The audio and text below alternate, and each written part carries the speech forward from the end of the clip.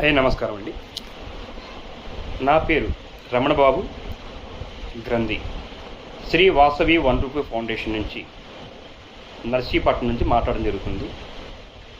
ఒక ముఖ్య విషయాన్ని మీ ముందు తెలియజేయడానికి ముందుకు రావడం జరిగింది. మన భారతదేశంలో చాలా కంపెనీలు ఉన్నాయి.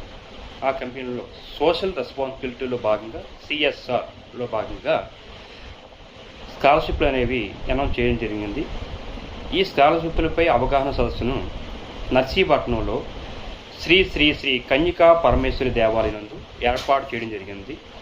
అనగా రేపే ఆదివారం నాడు ఉదయం 11 గంటలకు, రేపు అనగా 8/6/2025 ఆదివారం ఉదయం 10 గంటలకు శ్రీ శ్రీ శ్రీ కన్యకా పరమేశ్వరి దేవాలయం నందు స్కాలర్షిప్లపై అవగాహన సదస్సు ఏర్పాటు చేయడం జరిగింది.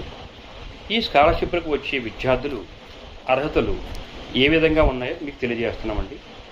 10th క్లాస్లో చదివిన వారు 90% అబవ్ ఉండి తల్లిదండ్రుల ఆదాయం 2 లక్షల లోపు ఉండాలి.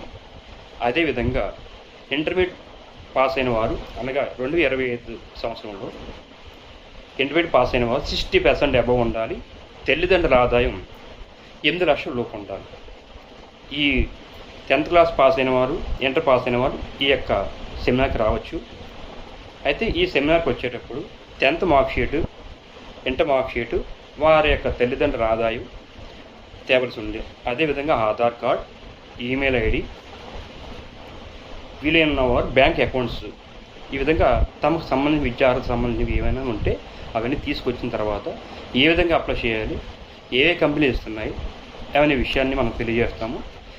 ఈ అవకాశాన్ని తెలుసుకున్న విద్యార్థులందరూ కూడా, తల్లిదండ్రులు కూడా ఈ విషయాన్ని పిల్లలకు తెలియజేసి ఈ యొక్క స్కాలర్షిప్లపై అవగాహన సదస్సును అర్థం చేసుకొని మీరు ఈ యొక్క స్కాలర్షిప్లు పొందుతారని మా యొక్క శ్రీ శ్రీ శ్రీ శ్రీ వాసవి ₹1 ఫౌండేషన్ యొక్క కోరిక.